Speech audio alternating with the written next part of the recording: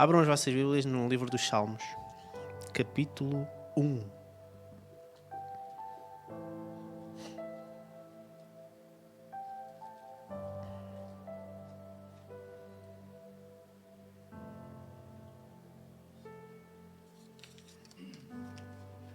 Quem encontrou, diga amém.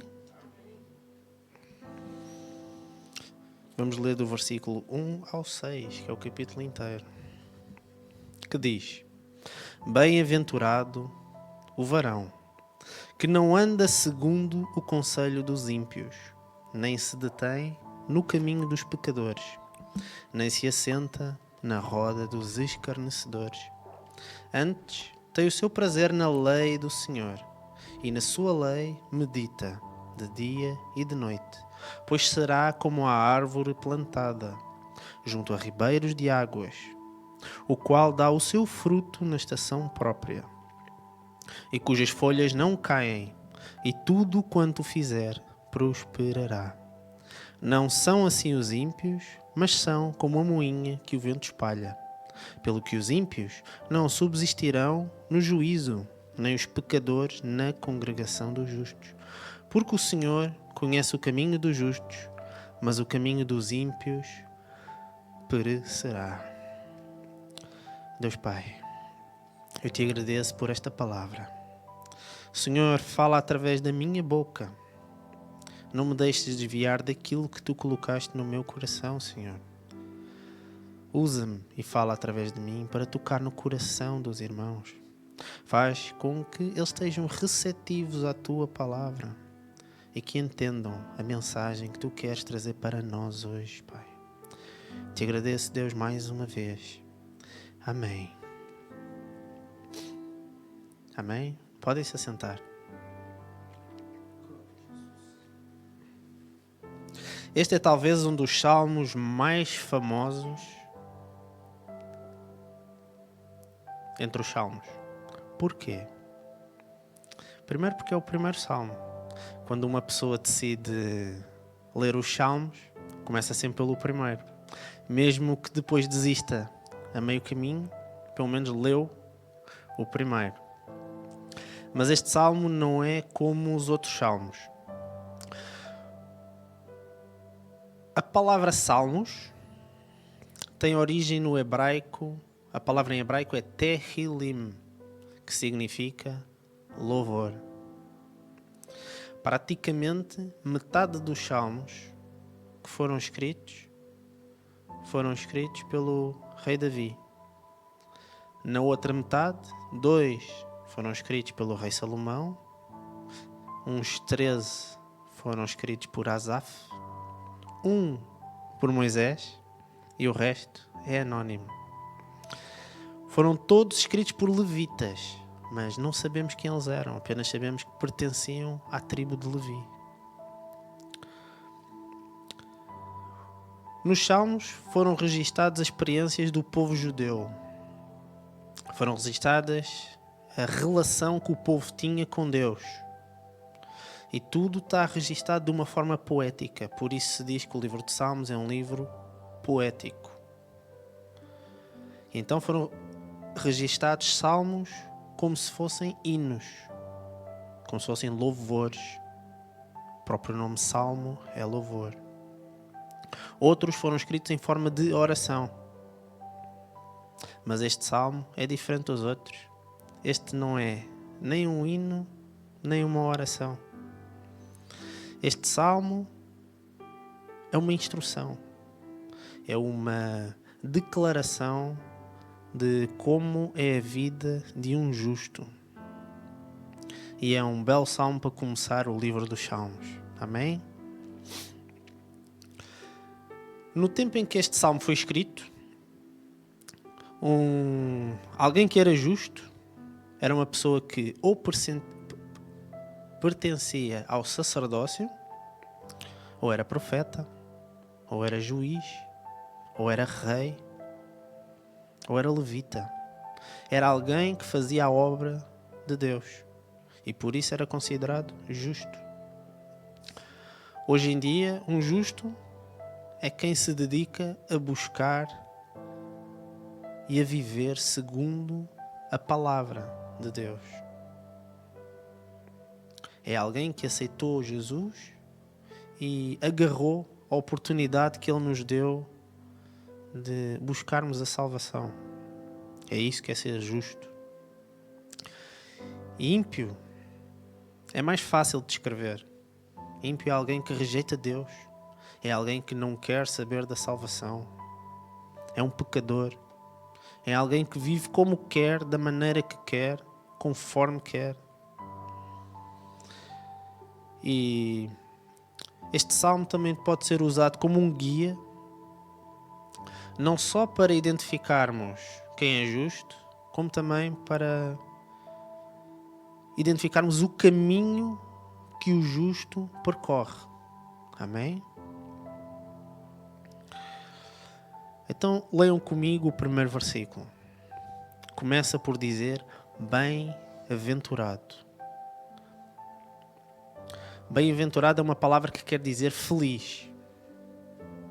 É uma palavra que quer dizer alegre. Representa o sentimento de alegria e da satisfação que o justo tem em ser abençoado por Deus. Portanto, um justo abençoado por Deus é alguém bem-aventurado e é feliz por isso. E o texto continua: e quem é bem-aventurado? Na minha Bíblia diz o varão. Noutras Bíblias há de estar escrito o homem. Noutras há de estar escrito aquele ou qualquer um. Porquê? Porque aqui na palavra original quer-se referir ao homem como pessoa. Portanto, é bem-aventurada qualquer um que não anda segundo o conselho dos ímpios, nem se detém do caminho dos pecadores, nem se assenta na roda dos escarnecedores. Estas são 3 características de quem é justo. Não anda segundo o conselho dos ímpios, não se detém no caminho dos pecadores e não se assenta na roda dos escarnecedores. Então, no primeiro ponto, diz que não anda segundo o conselho dos ímpios. No nosso trabalho, no nosso dia a dia, nós convivemos mais com pessoas ímpias do que com pessoas justas. Nós passamos mais tempo a conviver com pessoas que não amam a Deus do que com pessoas que amam a Deus. Convivemos mais com não crentes do que com crentes. Por isso nós temos que ter muito cuidado. Nós não devemos afastar-nos de todas as pessoas só porque são ímpias. Aliás, o texto nem nos diz isto. Só nos diz para não andarmos segundo o conselho dos ímpios. Nós até devemos ter alguma proximidade com pessoas ímpias para podermos levar até elas a palavra de Deus. De outra forma não conseguíamos. Amém? Mas o que nós não devemos fazer é seguir os conselhos deles. Nós não devemos ter a mesma vida que eles. Nós não devemos viver da mesma maneira que eles. Então temos que ter cuidado. Porque naquelas situações em que nós precisamos de um conselho de alguém, o momento em que nós precisamos de orientação, de ter mais sabedoria, nós não podemos deixar que seja um ímpio, alguém não crente, que rejeita Deus, a dar-nos conselhos. Quantas vezes nós já ouvimos conselhos e depois ficamos mal com isso? Não é? Quantas vezes nos prejudicaram os conselhos de outros? Temos que ter muito cuidado com os conselhos que nós ouvimos. A Gabi costuma usar uma expressão que é: se conselho fosse bom, não era dado, era vendido. E há muita gente que era rica com a quantidade de conselhos que dá. E o que ela diz, que é um ditado, é bem verdade. Qualquer um dá conselhos. Qualquer um diz que quer ajudar. Qualquer um dá o seu palpite. Qualquer um quer ajudar a resolver uma qualquer situação. Vivemos num mundo cheio de palpites, cheio de palpiteiros profissionais. É um mundo cheio de coaches. Toda a gente quer ensinar a obter alguma coisa, a conseguir alguma coisa da maneira mais fácil. E não há maneira fácil de obter as coisas. E nós temos que parar de pedir conselhos a essas pessoas, porque só nos vão levar por maus caminhos e nós não vamos entender isso.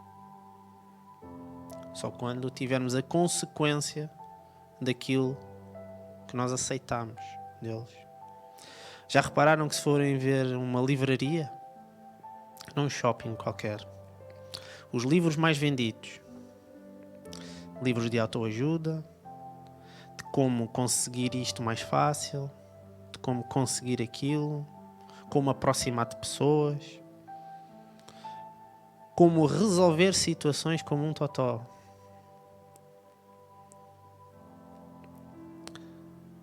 O mundo está recheado de conselhos inúteis.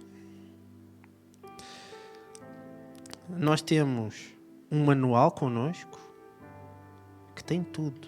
A maior parte dos ditados que nós alguma vez ouvimos são adaptações de coisas que já estão na Bíblia. O livro dos Provérbios não se chama Provérbios à toa. Nós dizemos, isto é um ditado popular, isto é um provérbio. Provavelmente já consta do livro dos Provérbios. E a origem, apesar de ser popular, aqui foi revelada por Deus. Está da maneira que nós devemos entender. O que eu quero que entendam nesta primeira parte, não andem segundo o conselho dos ímpios. Nós não nos podemos aconselhar com qualquer um. Nós temos que ter discernimento. Temos que orar, pedir discernimento a Deus para não nos aconselharmos com qualquer um que nos faça desviar para o caminho dos ímpios. Em Mateus capítulo 7, versículo 24, Jesus diz que todo aquele que escuta as minhas palavras e as pratica, assemelhá-lo-ei ao homem prudente que edificou a sua casa sobre a rocha. Isto para mostrar que a nossa primeira indicação, a nossa primeira orientação tem que ser através da palavra de Deus. Jesus diz, aquele que escuta as minhas palavras e as pratica, assemelhá-lo-ei a um homem prudente que edificou a casa sobre a rocha, ou seja, não será abalado facilmente. Então, cada vez que ouvimos conselhos de alguém, temos que nos questionar o que é que Jesus faria, ou o que é que a Bíblia nos mostra sobre isso. Nós temos que praticar a palavra de Deus. Não é pedir orientações a qualquer um. Amém? No segundo ponto diz que nem se detém no caminho dos pecadores. Detém significa parar. Ainda que os nossos caminhos se cruzem no caminho dos pecadores, nós não nos podemos parar no mesmo caminho que eles. Se cruzou, passou, esqueceu.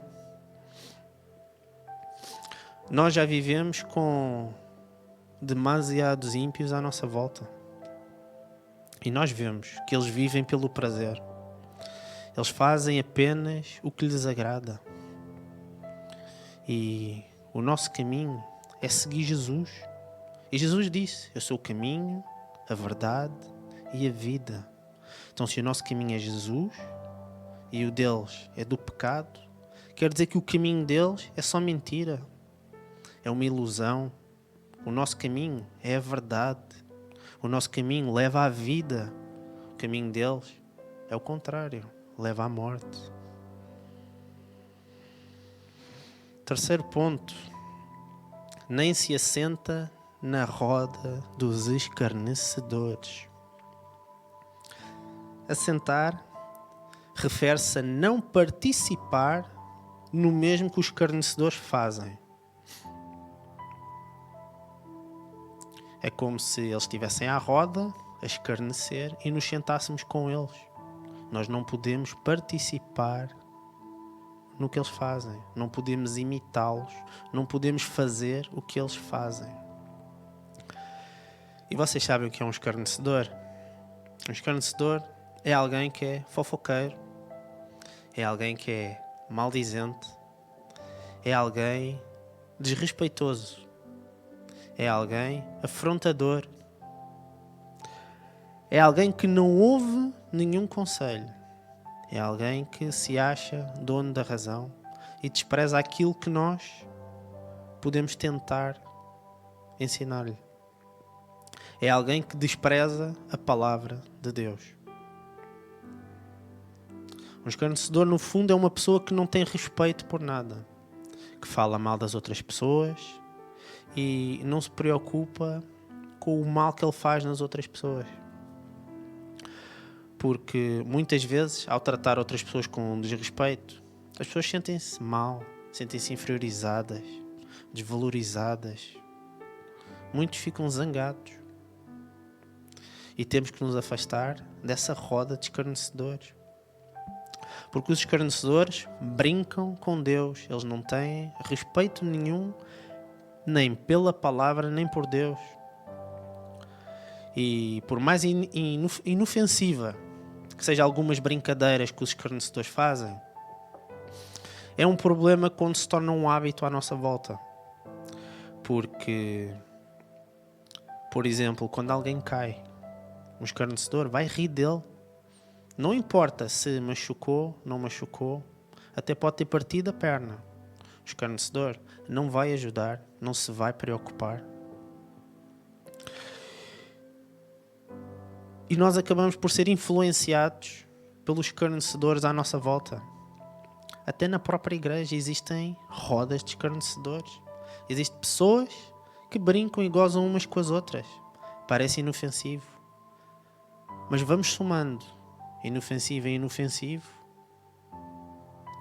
Começa a ser um hábito escarnecedor que não é digno de alguém que é justo ou que devia ser justo. E se nós encontrarmos um grupo desses, de escarnecedores, se acontecer de calharmos estar no meio deles, nós devemos avisá-los para pararem com isso. É o nosso papel enquanto justos, avisar os ímpios. Temos que pedir para eles mudarem de assunto se a conversa não nos agrada. Porque muitas vezes eles estão a falar de pecados, estão a falar de mentiras, estão a falar de fofoca. São coisas que não nos interessam.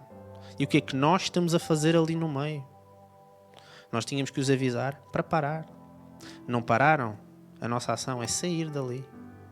Temos que nos afastar deles. Senão, é como eu disse há pouco, nós vamos acabar por ser influenciados.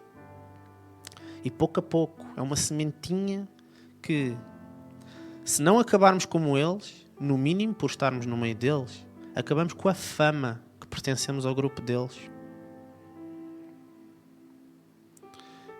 Temos que ter muito cuidado e não cair nos mesmos erros que os escarnecedores fazem. E se por acaso algum de nós cair num desses erros, temos que nos virar para Deus. Temos que orar, temos que pedir perdão. E se por acaso a nossa ação magoar alguém, nós devemos também ir ter com a outra pessoa e pedir perdão. Eu vou ler no primeiro livro de João, capítulo 1, versículo 9, que diz: se confessarmos os nossos pecados, Ele é fiel e justo para nos perdoar os pecados e nos purificar de toda a injustiça. Eu vou ler novamente. Se confessarmos os nossos pecados, Ele é fiel e justo para nos perdoar e nos purificar de toda a injustiça. Deus perdoa quem se arrepende. Ele ajuda-nos, através do Espírito Santo, a nos purificar de todo o pecado, de toda a injustiça. Então até agora nós vimos como deve ser o estilo de vida de um justo. Um justo não deve andar com ímpios. Um justo não pode parar no mesmo caminho dos pecadores. E um justo não pode participar na mesma mesa que os escarnecedores. Amém? Versículo 2 diz que antes tem o seu prazer na lei do Senhor e na sua lei medita de dia e de noite.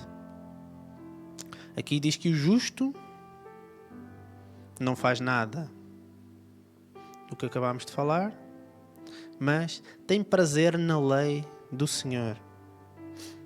A lei do Senhor, como sabem, refere-se à palavra de Deus.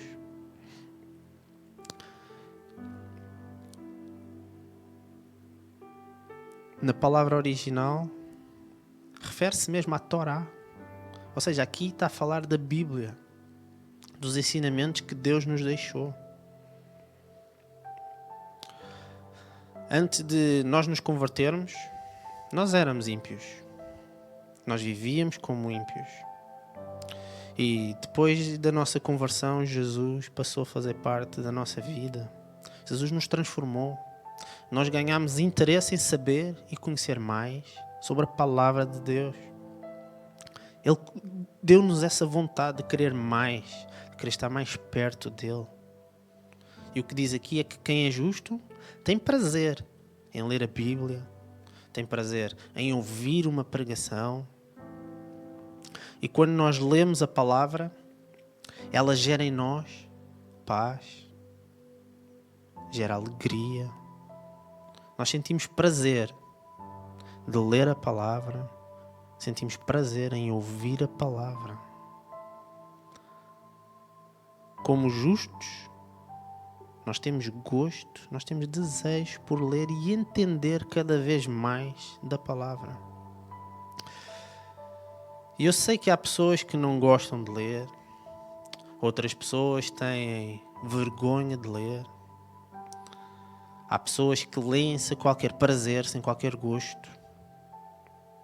Há pessoas que querem entender e não conseguem.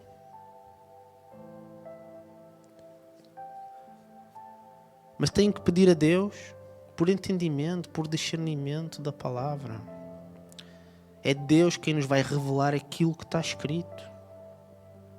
Nós temos que ler e ler outra vez e pedir a Deus: mostra-me aquilo que queres que eu entenda. A Bíblia não é apenas um conjunto de leis, não é um conjunto de ordens, não são restrições de vida. A Bíblia é um manual de como nós podemos viver a vida como um justo. É um manual onde nós vemos os exemplos do que fazemos, o que é que devemos fazer e o que é que nós não devemos fazer. Se nós somos chamados de justos, então temos prazer na lei do Senhor. Temos que gostar da palavra de Deus. É impossível nós termos uma vida em busca de santidade e não lermos a palavra de Deus. Da mesma maneira que nós não confiamos num médico ou num advogado que nunca estudou, como é que nós podemos ter uma vida para Jesus sem nunca estudar a palavra de Deus? Não é, irmãos? E nós não podemos simplesmente aceitar Jesus e aceitar conselhos de qualquer um sobre como é que agora devemos viver. Quando aceitamos Jesus, devia-nos ser entregue um manual para nós entendermos, para nos ser revelada como vai ser a nossa vida daqui para a frente. Nós não vamos gostar logo do início, vai ser difícil, vai custar ler, é cansativo, dá sono. Mas temos que insistir uma e outra vez. Num dia conseguimos ler um capítulo. Talvez daí a uma semana já conseguimos ler 5 capítulos seguidos. Quem sabe daí a um mês já lemos um livro por semana. Amém? E quando estivermos nesse momento, nós vamos ver que vamos ter prazer na lei do Senhor. E ninguém pode ter desculpas que não tem tempo para ler a Bíblia. Porque se têm tempo para andar nas redes sociais o dia todo, conseguem andar na Bíblia, conseguem ler a Bíblia, conseguem ouvir a Bíblia onde quiserem.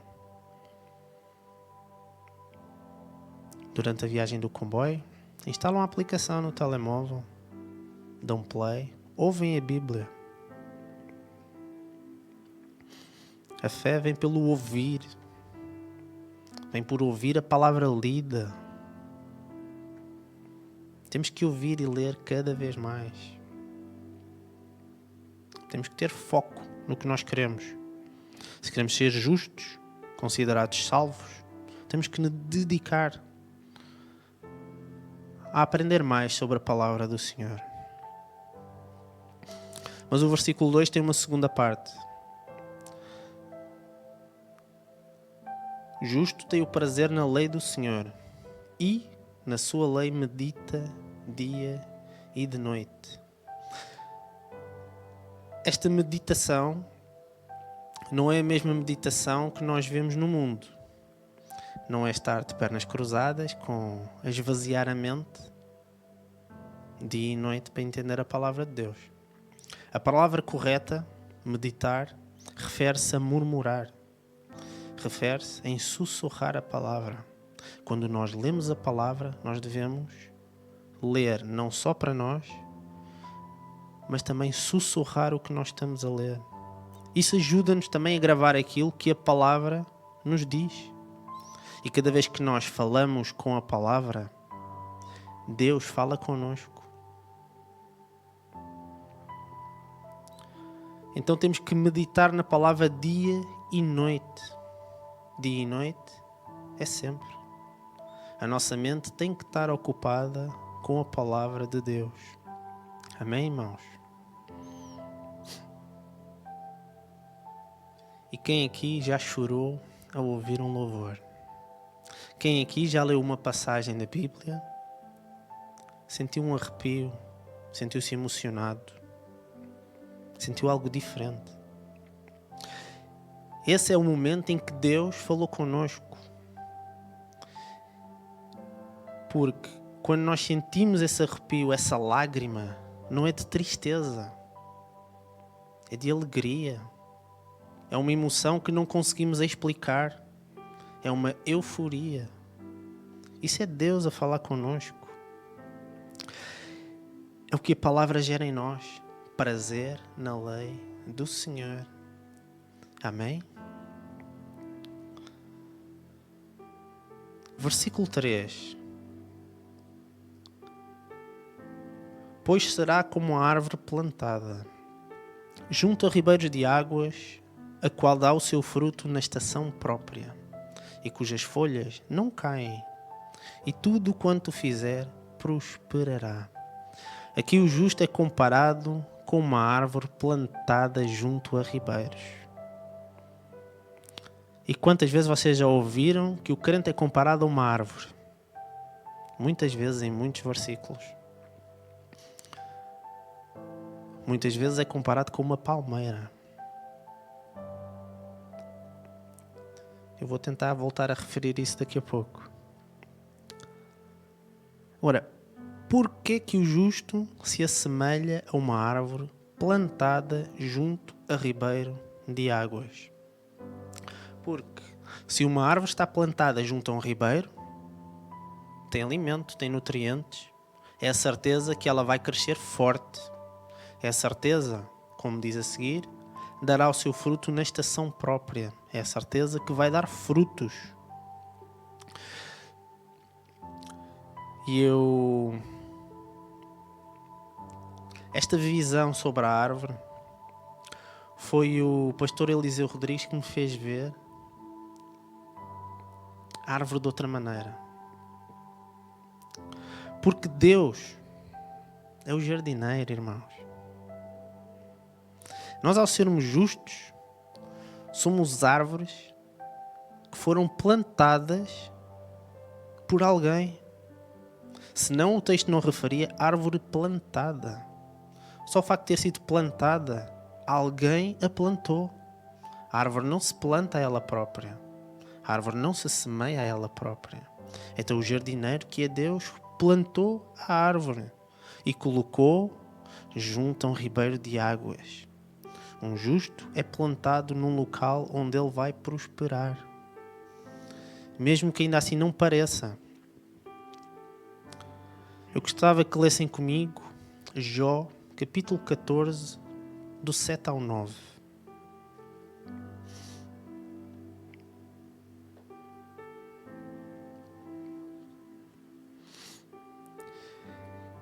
Que é nestes versículos que nós vamos entender porque é que somos plantados junto das águas. Jó 14, 7, que diz: porque há esperança para a árvore, que, se for cortada, ainda se renovará, e não cessarão os seus renovos. Se envelhecer na terra a sua raiz, e morrer o seu tronco no pó, ao cheiro das águas brotará e dará ramos como a planta. Irmãos, se alguém acha que está no lugar errado, lembrem-se que foi Deus quem vos plantou naquele local. Se foram cortados, se foram feridos, se alguém vos magoou, lembrem-se que ao cheiro das águas, isto é, através da palavra, com pregações, com leitura, nós vamos ser renovados e vamos dar novos ramos. E a palavra continua dizendo que daremos fruto na estação própria. E não só damos frutos, como temos folhas que não caem. Eu, quando ouvi o pastor Eliseu falar sobre isto, eu adorei ser comparado com uma árvore. É estranho, mas eu acho que vocês vão entender. Nós fomos plantados no lugar certo. Cada um de nós tem as condições certas para prosperar. E o que é que uma árvore dá? Folhas. Já pensaram o que é que as folhas na árvore dão também? Sombra. Uma árvore que prospera tem folhas grandes que dão boa sombra. Além de estar num local agradável, a própria árvore proporciona um local agradável. É um local de descanso. É um local que nós podemos oferecer a outros irmãos para descansar.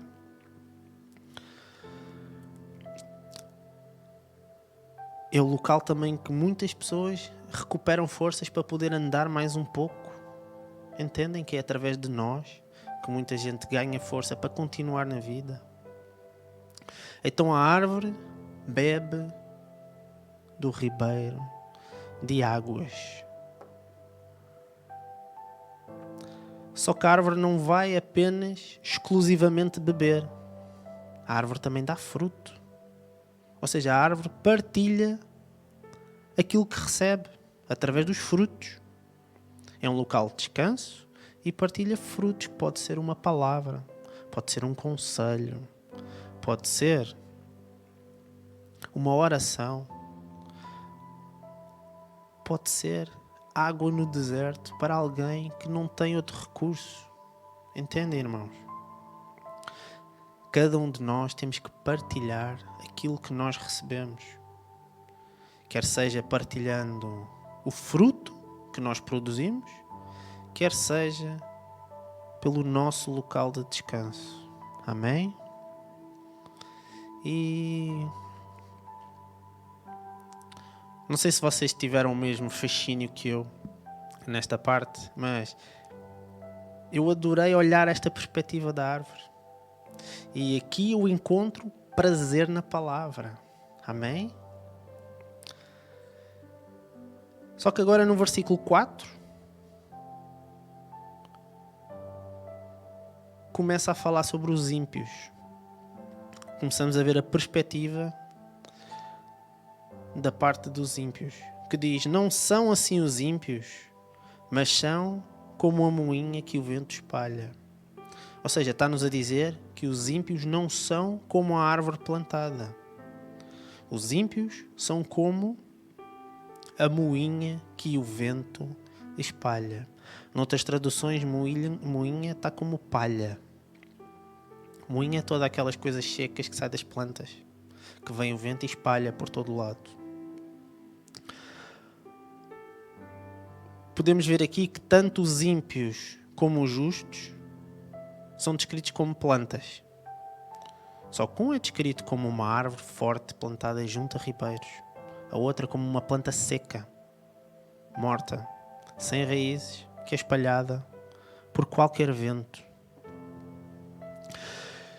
E é por essa característica dos ímpios que muitos de nós achamos que os ímpios prosperam facilmente, porque as sementes deles são espalhadas para todo o lado.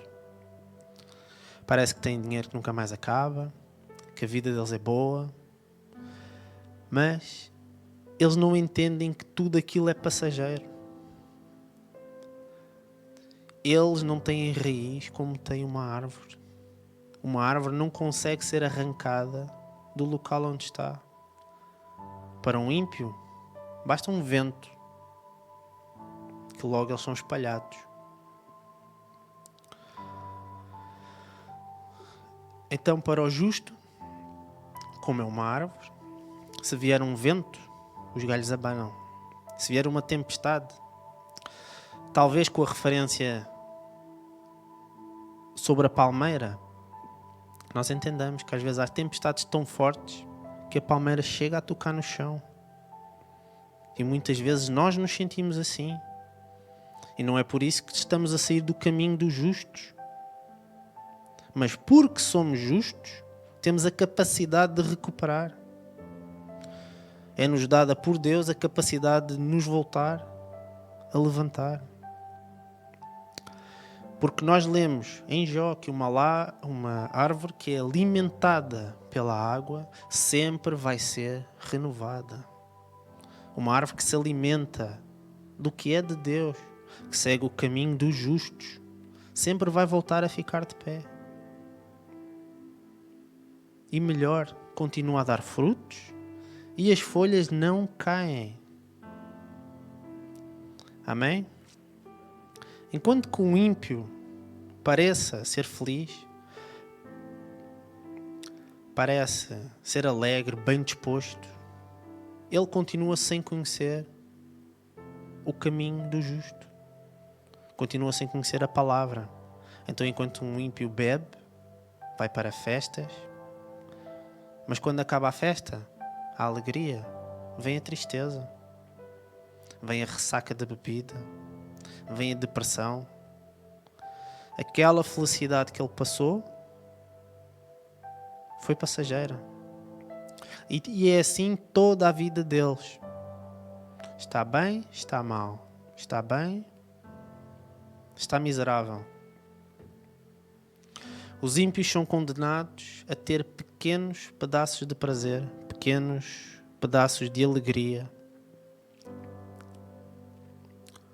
porque não conhecem a palavra de Deus. E nós que conhecemos, mesmo passando por vento, por tempestade, nós sabemos que temos em Deus que no fim, na glória eterna, não vai haver choro, não vai haver pranto. Só vamos ter alegria, não vai haver tristeza. Amém? Versículo 5 diz que pelo que os ímpios não subsistirão no juízo, nem os pecadores na congregação dos justos. Porque os ímpios são palha. Os ímpios vão perecer no dia do juízo final. E também vão perecer os pecadores que estão infiltrados na congregação dos justos, porque eles existem. Mateus 3,12 diz que, João Batista diz que em sua mão tem a pá e limpará a sua eira e recolherá no celeiro o seu trigo. O trigo aqui representa os justos. E queimará a palha. A palha são os ímpios. Queimará a palha com fogo que nunca se apagará. Entenderam? A palha é o combustível para o fogo do inferno. Um ímpio só tem um caminho: descer até o inferno. Mas um ímpio é palha. E palha com fogo arde. Só que um ímpio, a alma do ímpio, não deixa de ser imortal. No inferno, a palha não se consome, arde eternamente. Por isso é um fogo que nunca se apagará. Para finalizar, versículo 6. Porque o Senhor conhece o caminho dos justos, mas o caminho dos ímpios perecerá. Isto é a confirmação que quem segue o caminho dos ímpios só tem um destino: a morte eterna. Estão fadados a ser palha que alimenta o fogo do inferno. E o Senhor conhece o caminho dos justos. O Senhor é como um escudo no caminho dos justos. Amém? O que este salmo nos mostra é o caminho entre o justo e o caminho, ou melhor, mostra-nos que o caminho do justo é o caminho da felicidade. Este salmo na minha Bíblia tem um título que diz: A felicidade dos justos e o castigo dos ímpios. E foi o que nós acabámos de ler. E eu gostava que vocês retessem alguns conceitos que eu vou resumir. Nós, para alcançarmos a verdadeira felicidade, nós temos que seguir o caminho dos justos, que é não andarmos segundo aquilo que os ímpios nos dizem. Não podemos parar no mesmo caminho que os pecadores fazem. Não nos podemos assentar em roda de escarnecedores. Nós não podemos participar no que eles participam, não podemos fazer as coisas que eles fazem.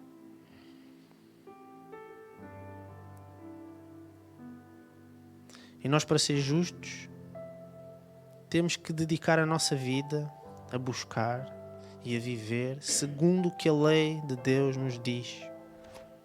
Nós temos que praticar o que a lei nos diz. Temos que meditar na palavra. Nós somos uma árvore, fomos plantados por Deus. Se nós estamos neste lugar, é porque é o lugar certo para nós estarmos. Não podemos duvidar disso. E se nós nos alimentamos daquilo que Deus tem para nós, nós vamos poder também partilhar o nosso alimento com os irmãos. Nós vamos ter frutos para entregar a outros irmãos. Vamos ter folhas com sombra para dar descanso a quem precisa. E claro, vai haver momentos que os nossos ramos vão tocar no chão, vão ser abalados. Mas temos que ter fé, temos que ter consciência que a água não para. A água é infinita. E esta água é vida. É ela que nos faz crescer, que nos faz prosperar em relação aos ímpios, que neles é tudo aparente. Temos que ter fé, irmãos, e não nos deixar levar pelo caminho dos ímpios. Amém?